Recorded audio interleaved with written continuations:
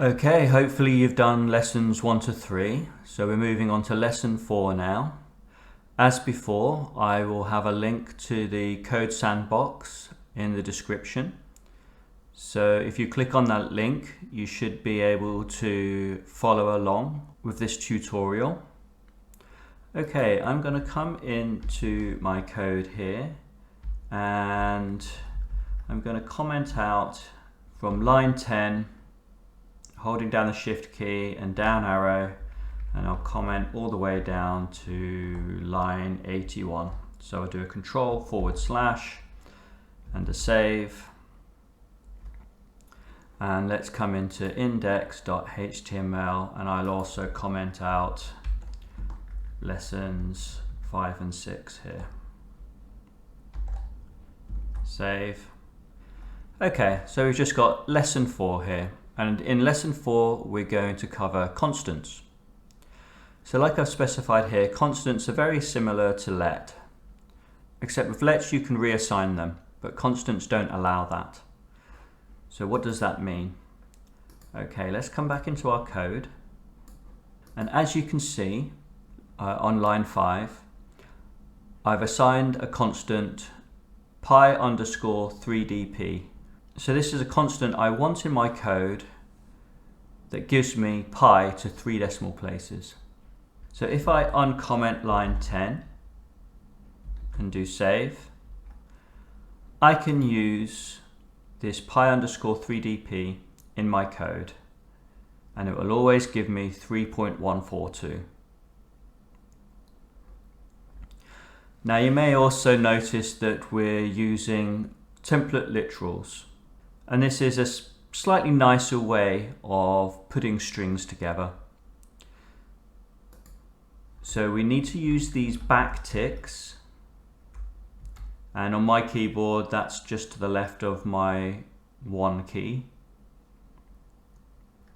And what that allows us to do, if we put a string in between these backticks, we can also put in a placeholder, and you designate a placeholder by this $ curly bracket, close curly bracket, and inside those curly brackets I can put an expression, and in this case this is just simply my constant here, pi_3dp. So you may also be asking what an expression is. And I like this definition of an expression. It's nice and simple. Any unit of code that can be evaluated to a value is an expression. And our pi_3dp can obviously be evaluated to a value, this 3.142, and so of course it's an expression. If I uncomment lines 11 to 14 now, I'm saying here, try to use a constant instead of let wherever possible. Now, why is that? Well, let's see what's special about a constant. If I uncomment the next 3 lines here, and then I uncomment lines 17 and 18, and I do save. Now you would expect this add to add another line here, but we're getting an error on this line. And this is because we're doing exactly what we're saying we can't do here. The value of a constant can't be changed through reassignment. Now this is a reassignment. We're taking pi_3dp and we're trying to change it. And the chances are, because we've set this up as a constant, we didn't want it to be changed. I mean, this would be wrong to change it to 3.143. That's not pi to 3 decimal places. And even if we wanted to be maybe less accurate and do that, it's probably not what we were intending, because it's to 3 decimal places, not to 2. And so this is why constant was a good choice here, because if we'd have put in let, this is totally valid. And as you can see, it's now added this next line and said that pi to 3 decimal places is 3.143. We would only catch this error when we actually run our code and see, oh, we've changed pi to be wrong. And so in this case, it's a very good idea to use const, and then our code falls over early, and actually we can click down here. That even CodeSandbox.io is helping us with the linter by saying that this is causing an error. So we need to comment out, like I say here, comment out the next 2 lines since you can't reassign a constant. So let's comment those out. Now if I uncomment this line here, again we can't do this either. We declared our constant up here, so we can't redeclare it down here. And again, this comes up with an error. It will show an error down here, and so this is not valid. Okay, let's move on to lesson 5 now. If we uncomment lines 23, 24 and 25 and do a save, and actually we have to come back here and uncomment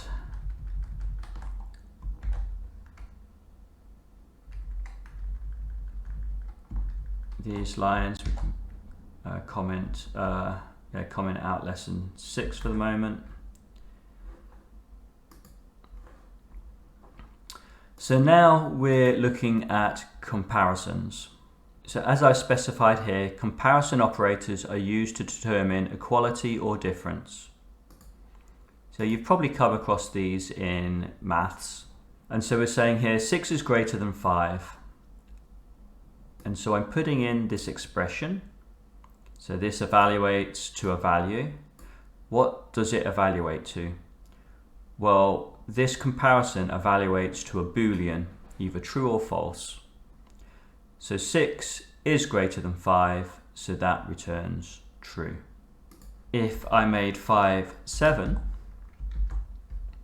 then of course it would return false, because 6 is greater than 7 is false. Also, if I use the wrong comparison in here, so this is actually less than, so 6 less than 5, and then do save, again I get a false here. So let's uncomment the next line. 2 is less than 9, so I've got 2 is less than 9 in here, and of course that's true. Let's do the next one. 3 is equal to 3. Well, of course that's true. I've set up a 3 variable here with our let keyword. And so 3, and we tend to always use triple equals,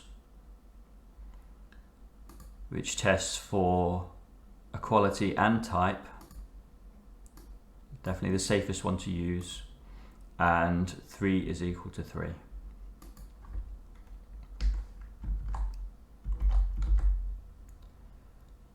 Now this says here 3 is not equal to 4, and so this is not equal. So we use an exclamation mark and 2 equal signs, and that is not equal.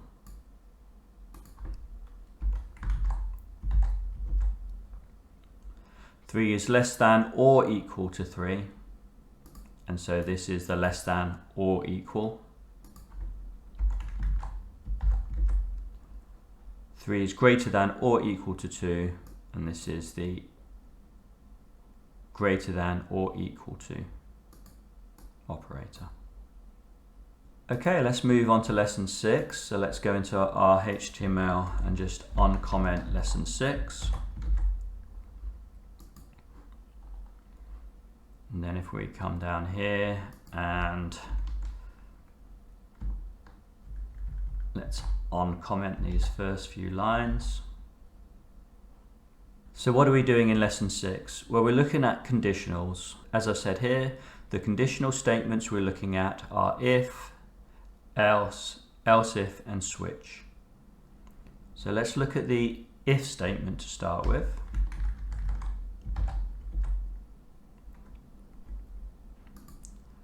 So we've assigned player health to 100, and we've assigned player state to a 0-length string, which is this. And we're saying if player health is greater than 0, then we're going to make our player state equal to alive. And of course we can do this reassignment because we're using a let, not a const. And so here I'm saying if player health is greater than 0, player health is, and I'm inserting the string in player state. And so that is alive because player health is greater than 0 because we've got 100 in there. And so player state is alive. If I change player health to 0, because it's not coming in here anymore, because player health is not greater than 0 now, it's the same as 0, so we're not running this piece of code in between these curly brackets. And so it's remaining as a 0-length string, and so we're just getting a blank here. Okay, let's change this back to 100. So our player is now alive. But now we're going to take off 60 from our player health. So what would our player health be after this line? Well, it would be 100, take away 60, so it would be 40. Okay. So if we uncomment these lines, so if player health is less than 50, player state is equal to poorly. Well, we just said that player health after this line is 40, so we would expect our player state to be poorly. And as you can see down here, it is. And if you actually wanted to show the player health as well as the player state, we could insert it in here. So we could say $, and 2 curly brackets like that. And then inside here, we could say player health. And then maybe put that brackets around it. And then if we did save, we can see, yes, player health was 40, and therefore our player state is poorly. But we also have this else statement here. What happens here is, okay, so if it's less than 50, then we come into this bit of code here.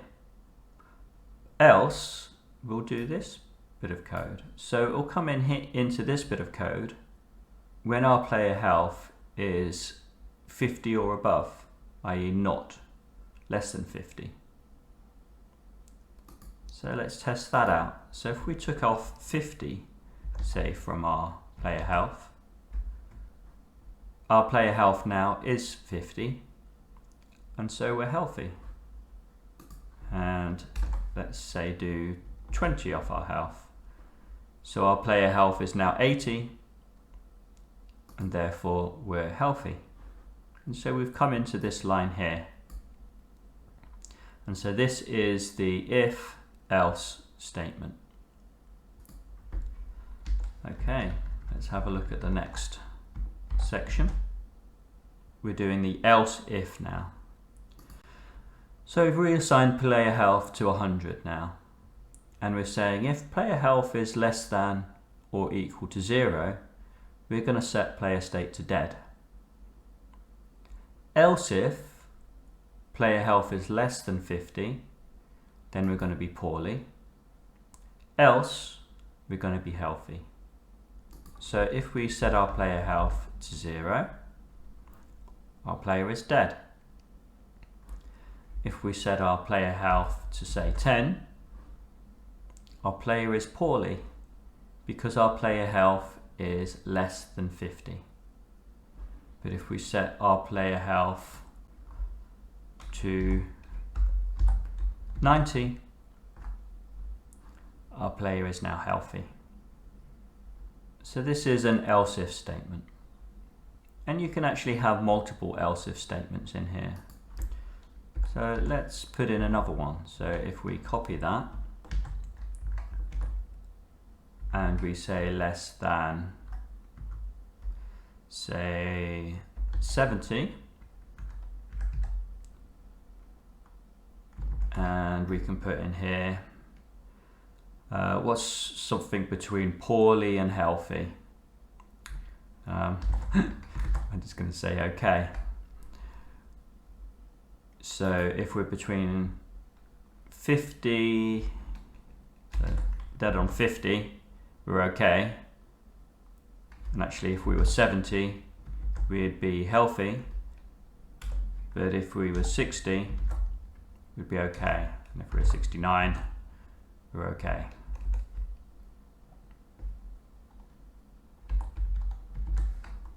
So these else-if statements can be quite flexible.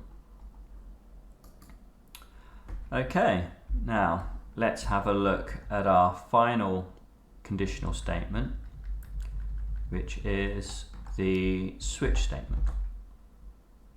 So the switch statement is a little bit more specific. So it's comparing our player class here to very specific states. And if it matches that very specific state, then we will go into the code for that specific state. And one thing to always remember, which is something that probably causes an awful lot of bugs, is to have these break statements at the end of each case statement. Otherwise what happens is actually this code will actually carry on into the next case statement, which is almost never what you want to happen. But okay, let's see what we're actually doing here. So if we clear our player class and we just have a 0 length string for our player class, and of course we're assigning our flavor text to a 0 length string as well, then we're entering our switch statement. And so we're comparing our player class here with each case here. And so our player class isn't thief at the moment, it's not barbarian, it's not bard. We do have this default. And so if it's none of these, then if we have a default, it will go into this piece of code here. And as you can see, we have here, the player has no class. That's a Munchkin joke if anyone plays Munchkin. Okay, so let's make our player class a thief. And so we match this case here. So we will assign our flavor text to the player quietly moves into the shadow. And there you go, the player quietly moves into shadow. Let's make our player class barbarian. The player flexes his muscles with a grin. What about bard? The player strums his lute annoyingly, like all bards do. Okay, so we've covered constants, comparisons, and conditionals. If you found this tutorial helpful in any way, then please consider subscribing. Thank you very much.